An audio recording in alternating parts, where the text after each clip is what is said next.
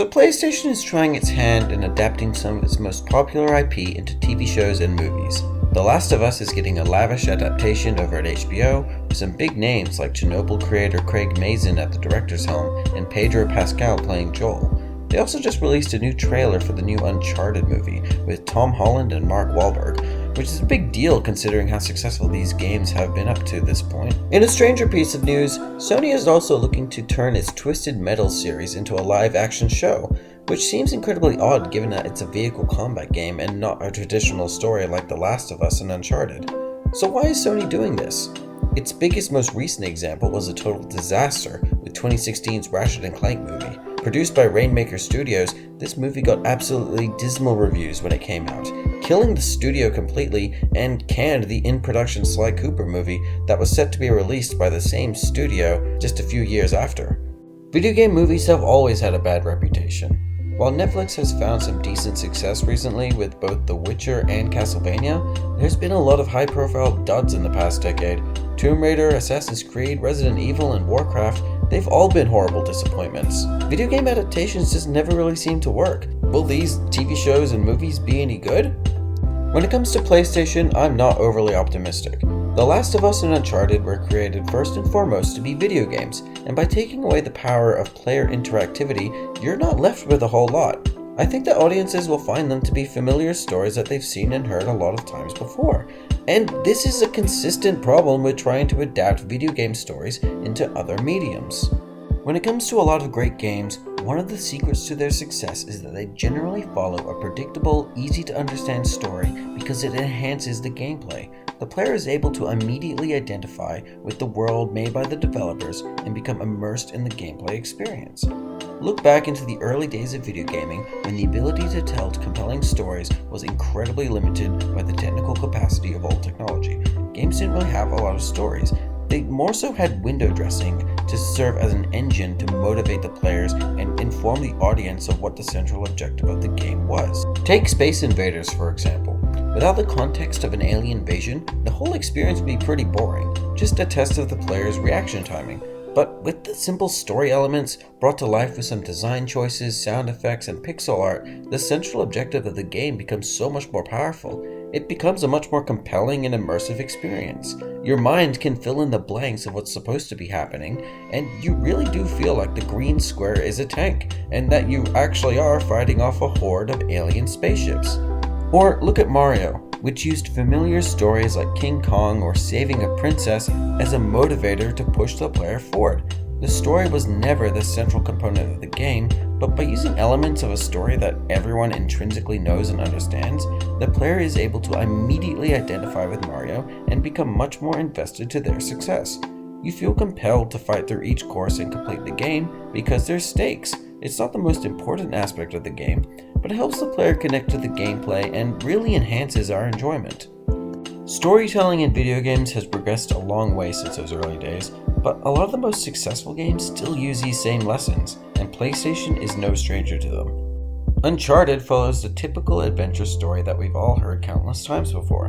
Whether that be the old 1950s serials or Indiana Jones, we're all quite familiar with the story of a young adventurer going to weird, exotic locations to look for treasure and beat up bad guys. Hell, Pitfall already did this decades ago to the exact same effect, but it works incredibly well for Uncharted, and it's part of the reasons why these games are so fun to play. Because they follow a story that we already know and intrinsically understand, we can immediately identify with Nathan Drake and his adventures. As a game, we're motivated to play through the story, because this way we can kind of live out vicariously through the main character. The interactivity of the medium allows us to live out the fantasy of these stories from the comfort of our own couch. It's empowering, it enhances the gameplay, and it's reason why these games have become so popular. The Last of Us does this as well. It also follows a familiar story, this time about a man and a young child trekking through a desolate landscape fighting for survival. It's a story we've heard for decades, but it works because it brings so much more weight and impact to Joel's actions, making his story a relatable one. The central gameplay mechanic of sneaking around the bad guys that outnumber you, using whatever tools and equipment that you find laying around, and just scraping by with a tiny amount of health feels badass. The interaction of the game allows us to live out this story and feel like the cool, uber-masculine survivor Chad that we've only been able to read about or watch. It's part of the reason why the game feels so visceral and impactful, because we relate to these characters so much and the story is so familiar. In fact, the end of the first game, it's especially brilliant because it takes this core conceit of living out the fantasy of the cool survivor hero and flips it on its head. By revealing Joel to be a villain and having us, the player, kill a bunch of innocent hospital workers who are doing the morally right thing, it brings so much more weight. We've spent the past 20 or so hours deeply identifying with Joel and connecting with him. In this moment, the game is saying, oh, you enjoyed being the badass Joel and fighting to survive? Well, now you get to do something super fucked up and you don't get a choice. So in essence, that's why I think these games work so well. And it's also why I don't think they'll work at all as movies or TV shows. Whereas the familiarity of the stories of these games helps us become immersed in the world of their characters, it's also a huge impediment when trying to adapt it to a non-player controlled form of visual storytelling. Without the player input, these are all just stories we've seen or heard countless times before. Nathan Drake and Joel aren't inherently interesting characters. They kinda just look like basic white dudes. In fact, it's their uninteresting features that makes them compelling player avatars in the first place, because it helps us identify with them much more as the player. I think IndieWire film critic Dave Elric got it best when he wrote his dismal review of the Ratchet and Clank movie, where he wrote, "It's hard to care about how insultingly derivative this stuff is with a controller in your hand, but it's impossible to ignore when you're slouched in a multiplex seat waiting to be entertained." It is insultingly derivative. Ratchet is supposed to be exactly like Luke Skywalker.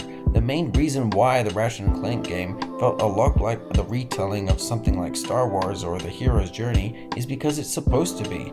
It was developed this way to be a great motivator for the player and help us connect with the characters in the world. Trying to adapt one to the other just misses the point, and I really do think it just makes it the worst of both mediums. So unfortunately, I think these new PlayStation attempts are going to follow a similar path. There's just nothing inherently interesting about The Last of Us or Uncharted that'll make it a compelling TV show or movie. We've seen these stories before, and without player input, I'm just not sure that there's anything to be gained creatively by exploring these properties this way. I could be wrong. HBO doesn't mess around when it comes to television, and there's a lot of creative decisions that look to be super interesting. HBO is spending $10 million per episode, so they really believe in the project. And Twisted Metal as a TV series does sound like it could be interesting, if only because I have no idea how you adapt something like that into a show. So let me know what you guys think. Are you optimistic about these new PlayStation media experiments? Do you think they'll turn out great or incredibly disappointing? Sound off in the comments below, and I'll catch you guys next time.